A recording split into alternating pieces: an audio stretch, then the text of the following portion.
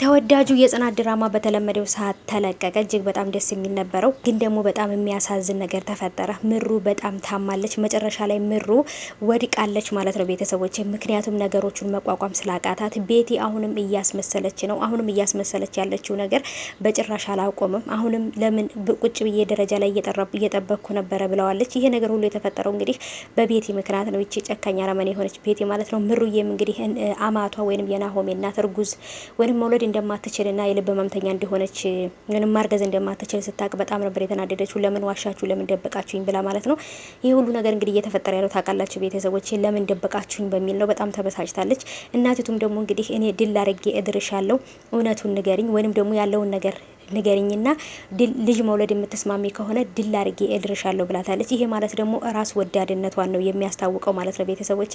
ሰላም ሰላም፣ ውድ የተከበራችሁ የቻናሌ ቤተሰቦች እንዴት ናችሁ? ከኔ ጋር ሁሉ ሰላም ነው። ሰላማችሁ ይብዛልኝ ባላችሁበት ውድ ቤተሰቦቼ። ለቻናሌ አዲስ ከሆናችሁ ሰብስክራይብ አድርጋችሁ ቤተሰቡ ነው። ነባሮች እንኳን በሰላም መጣችሁ ብያለሁ። ውድ ቤተሰቦቼ እንግዲህ ተወዳጁ የጽናት ድራማ በተለመደው ሰዓት ተለቋል። የሰኒና ክብሮሚም እንግዲህ ፍቅራቸው እንዳለ ነው። በተለይ ግን እነ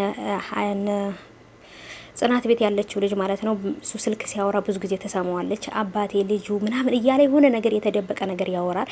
ይህን ነገር ደግሞ ሰኒ የምታውቀው ነገር የለም። እዚህ ጋር መታም ለጽናት እየነገረቻት ነበረ። ታዲያ ከባለፈው ነገረሽኛል ብላታለች። ግን ልጅቷ የሰማችው ነገርና የምታውቀው ነገር አለ። ግን ደግሞ በደንብ አድርገው ሊሰሟት አልቻሉም። ወይንም ደግሞ በጥሞና አላዳመጧትም ወይንም ደግሞ አልሰማትም ማለት ነው። በደንብ ቢሰማት ግን የሰማችው ከባድ ሚስጥር አለ ማለት ነው። ግን ለምንድን ነው ሊሰሙኝና ሊያምኑኝ የማይፈልጉት ብላ በጣም ነበር የተገረመችው ራሷ ማለት ነው። ግን ሊሰሟትና ሊያምኗት የማይፈልጉበት ምክንያት ምንድን ነው?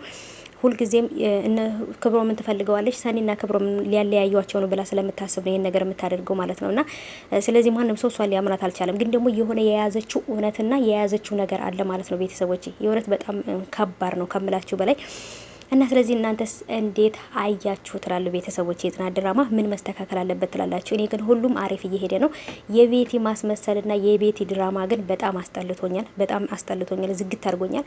እንግዲህ የናሆሜም እናት ደግሞ ለምን ትዋሹኛላችሁ፣ ለምን ትደብቁኛላችሁ? ባንቺ የተነሳ ልጅ እየዋሸ ነው እየደበቀኝ ነው ብላለች። እሱም ደግሞ እኔ ነኝ ይሄን ነገር ያደረኩት፣ እኔ ነኝ እንዳትናገር ያልኳት፣ እንዳትናገሪ ብዬ ያስፈራራሁት ወይም ደግሞ ያስጠነቀቅኳት እኔ ነኝ ሲላት በጭራሽ አላመነችም። ልጄ ከዚህ በፊት አይዋሸኝም፣ ለእውነትም ይሁን ለውሸትም አይዋሽም ልጄ ብላለች። እና እሷ የምታስበው ልጇ እንደማይዋሽ ነው። ምሩ ከዚህ በፊትም እውነቱን እንንገራቸው፣ እውነቱን ካልነገርናቸው በኋላ ላይ ከባድ ነገር ይመጣል ብላ ብዙ ጊዜ ያስጠንቅቀዋለች። እሱ ግን በጭራሽ ሊሰማት አልቻለም።